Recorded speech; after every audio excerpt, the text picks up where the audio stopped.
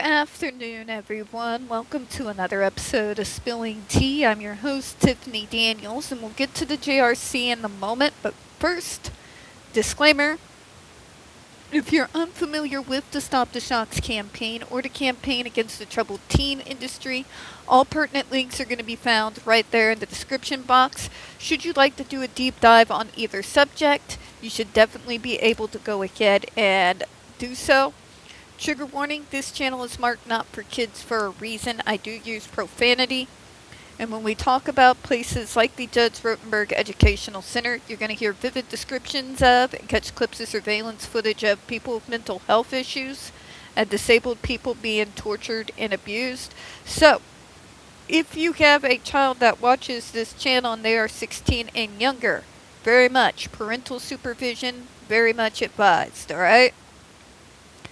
Okay, so back to where we left off. Exemption 5, foreseeable harms and other conclusions. Alright, let's read what the JRC said and how the government told them they were insane, shall we?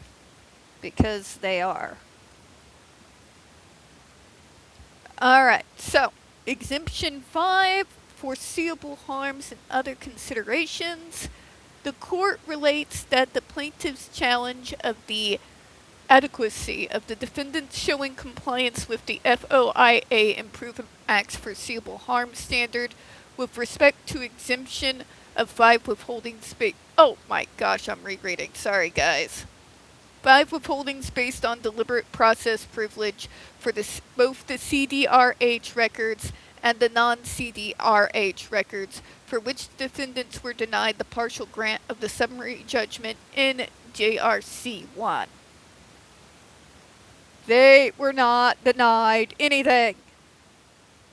Again, if you go back and you look at that final rule from back to 2020, what you'll find, right, quick, fast, and in a hurry,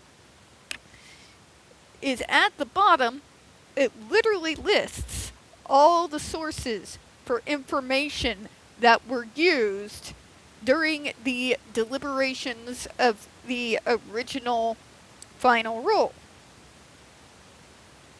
I mean, they make it pretty clear. I'm not sure how you could possibly be more clear considering. But I guess here we are, right? Here we freaking are, still dealing with the JRC's insanity. Let me go ahead and continue here. The court relates that the plaintiffs... I'm restarting, sorry. Specifically, plaintiffs contend that no reasonably foreseeable harm can result from releasing records regarding the ultra-vires rulemaking, and posit that even if the harm could flow from releasing the records from ultra-vires rulemaking, defendants' descriptions of the harm are too general and boilerplate to withstand scrutiny. How many more details do you need, JRC? Do you need to see literally, like every conversation between a patient and doctor in the hospitals of the poor kids you sit there with your negligence and your torture? Is that what you want? How do they make it more clear? We don't know what do you mean you don't know what they reviewed? What do you mean? We want them to release all the records. They did! They did! Every bit of information they reviewed is listed down at the bottom of the original final rule. All of it. What are they talking about? Release what records? They're not after records. They're after the names of the witnesses who chose to remain anonymous for their own safety, who came forward to speak about the dangers of the device. That is what they want. Okay? They don't want records, they want names, so that they can intimidating them into withdrawing their statement. That's what the JRC wants. They don't give a goddamn about the records. They know very well that the FDA listed every single bit of source material that had an effect in their decision making for that final rule. Okay? To sit there and say, but, shut up. You don't want records, you want names. Can we at least be honest about that? Because they gave you everything.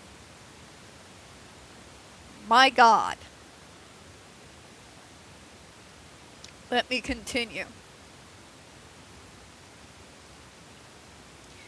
And what do you mean? It can't withstand scrutiny. Explain to me how video surveillance footage is not being able to withstand scrutiny. How does an ER documentation not withstand scrutiny? What about ER photographs of the damage? How is that not able to withstand scrutiny? Because solid, cold, hard evidence is one of the most withstandable sort of things on planet Earth. Probably did not say that right, but I don't care. In this case, defendants have withheld as protected by the deliberative process privilege 2 categories of records: draft and memoranda, email exchanges, and other non-draft records. Category 2. The emails? Who are you, Donald Trump, yelling at Hillary Clinton? But your emails! Next person who mentions emails is going to catch these hands. I'm so done. So done. Like, we should be able to have the emails of what they were sending back and forth while they were deliberating. Why? They explained their reasons perfectly well in the final rule. Why do you need access to their emails? Because otherwise it's not fair. Okay. Let's play devil's advocate here. We give you the emails.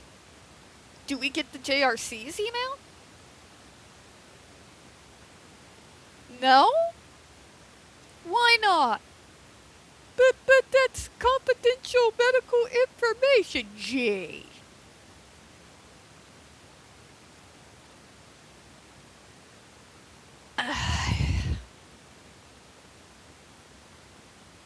Can't deal with it, folks.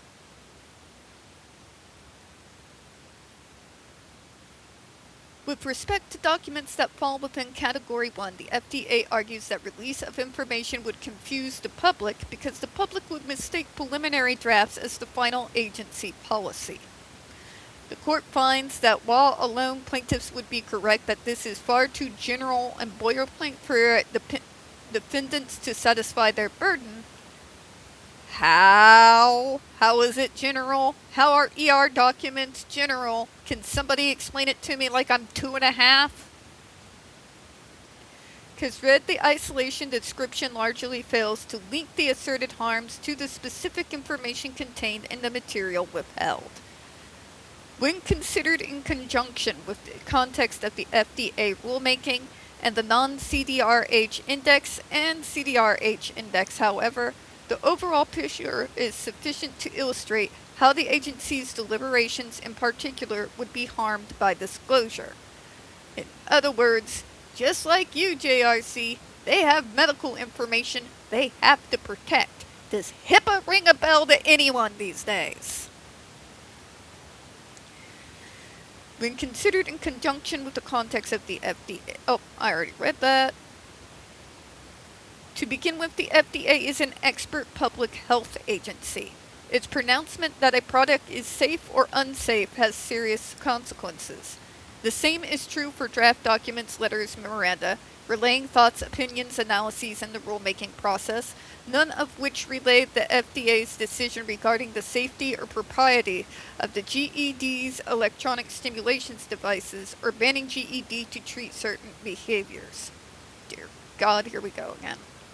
The detailed descriptions of the draft records in the CDRH index in conjunction with the affidavit and the stakes involved in the FDA's official pronouncement of the safety of medical devices explain why the information contained in withheld drafts would confuse the public in such a way to undermine the agency's internal processes.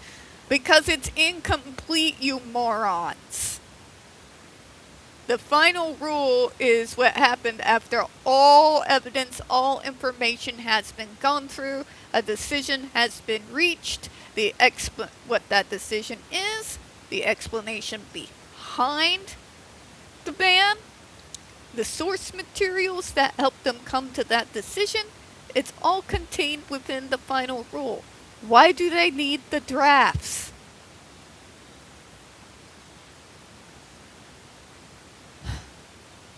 As such, defendants have satisfied the foreseeable harm standard for records that fall within Category 1. As to documents that fall within Category 2, the FDA argues that disclosure would harm the FDA's ability to openly and freely communicate about sensitive and complex regulatory issues that accompany regulation of devices, also known as medical information.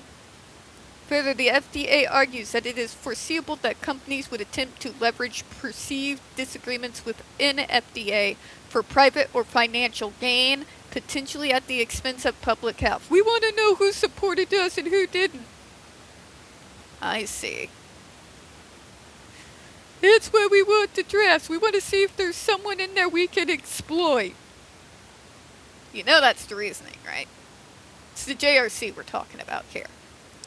That disclosure of these communications would adversely affect the public's understanding of key messages regarding the FDA's regulation of the devices. They gave us only the final rule because the final rule is all we actually need.